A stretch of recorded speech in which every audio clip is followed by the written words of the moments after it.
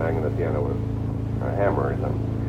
His name is Thelonious Monk, and he is one of the founding fathers of the bop or progressive jazz movement, whatever you want to call it. He's very often described, and accurately too, as a musician's musician. He has never particularly courted fame in the usual sense. He doesn't have a publicity man or wear funny hats or bother to travel around much. He just sort of sits where he is and plays the kind of music he likes, and he's got a large number of rabid fans, and many of them are musicians. He's particularly loved by fellas like Dizzy Gillespie and Charlie Parker, and late Charlie Parker, because back in the 40s these guys used to sit in a spot called Minton's.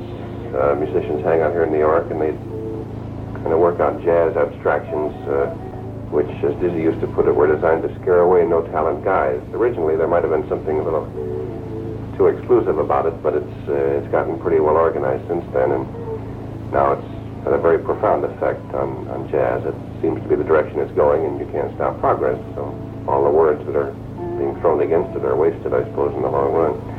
Thelonious stands out because he's inconspicuous. He's the kind of a guy who thinks a lot, doesn't say much. He just plays. And I'm going to take a hand mic here for a second. Ordinarily, I'd just say, here he is, and, turn him on, but I think you might like to meet him. Ladies and gentlemen, Thelonious Monk.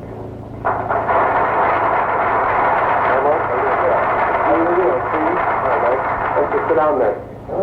Monk, you're from New York, aren't you? How'd you begin playing? Did you pick it up yourself, or did you study? I took some lessons. Do you read now? Of course, yeah. Some people say, why, no. The type of chords we're listening to right now, I think, are pretty well understood by all the people listening. Just sort of common progressions. Thank you, Tony. Common progressions like, something very simple that everybody hears all day long, maybe till they're sick of it. But you fellas work the basic differences, I think, of one of harmonics, don't you? That's about what I thought you'd say. I wouldn't have phrased it quite that way, you know what I mean? Why don't you show them what the the harmonic structure of the first tune is going to be, so that we'll be able to get a little roadmap to what's to follow. What key are you working in to start with? D minor. G minor. And what are the chords you're kicking around now? The first chord is T minor. Second chord is D flat. Well, lay on it there for a second so they can hear it. The first chord, D minor. The second chord is D flat. Then F sharp 7. And that's more or less it, huh? That's it. Almost. That's the basic idea, those three chords, and I hope you can keep track of them. Some of you aren't going to be able to make it, but don't feel bad. What's the name of the tune now? Off minor. Off minor? All right. Here we are. Thelonious Monk.